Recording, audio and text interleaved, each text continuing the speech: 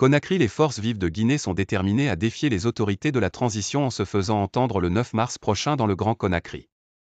Après avoir rejeté la main tendue du Premier ministre, les membres de cette plateforme hétéroclite s'activent sur le terrain de la mobilisation.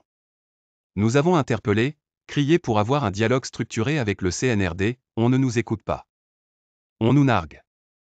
Nous n'avons pas d'autre choix que d'engager l'épreuve de force. On y travaille conséquemment, glisse une source proche des forces vives de Guinée. En Guinée, les manifestations sont interdites depuis le mois de mai 2022 par la junte. La mobilisation du 9 mars fait craindre de nouvelles violences dans le pays. Alors depuis le 28 juillet 2022, près de 20 civils ont été tués à Conakry dans des manifestations. Le Premier ministre a fait son communiqué pour ne pas que les forces vives répondent à son appel.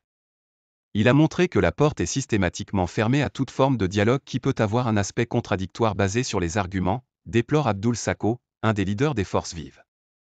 Alors que la manifestation du 9 mars approche, aucune médiation n'est en cours pour rapprocher les positions, à en croire les forces vives de Guinée. Nous avons l'impression que des conseillers occultes qui profitent de la transition ont déjà pris le dessus sur les jeunes militaires qui conduisent aujourd'hui la transition. Il y en a qui profitent du fait que le CNRD ne s'entende pas avec les acteurs sociopolitiques du pays, auxquels le peuple s'identifie. Des tractations ? Je pense que ce sont des rumeurs non fondées. On ne les voit pas suffisamment prêts à un véritable dialogue, a-t-il indiqué.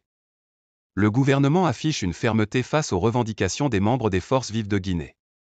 Il rappelle que le seul espace d'échange avec tous les acteurs politiques et de la société civile sur la vie de la nation est le cadre de dialogue inclusif interguinéen créé par décret des /2022/0427/PRG CNRD SGG du 9 septembre 2022. Le dit cadre est rejeté par les auteurs du mot d'ordre lancé le 9 mars. Le blocage est entier. Les forces vives de Guinée comptent mobiliser dans la rue tous ceux qui ne partagent pas la conduite de la transition. Ces membres travaillent activement dans ce sens sur le terrain, a-t-on appris. Dans leur plateforme revendicative, elles exigent un dialogue présidé par la CEDEAO, la libération des acteurs sociaux détenus, le gel des poursuites judiciaires engagées contre des leaders politiques et la levée de l'interdiction des manifestations. Merci de vous abonner sur Conakry Info pour ne rien rater de l'actualité guinéenne.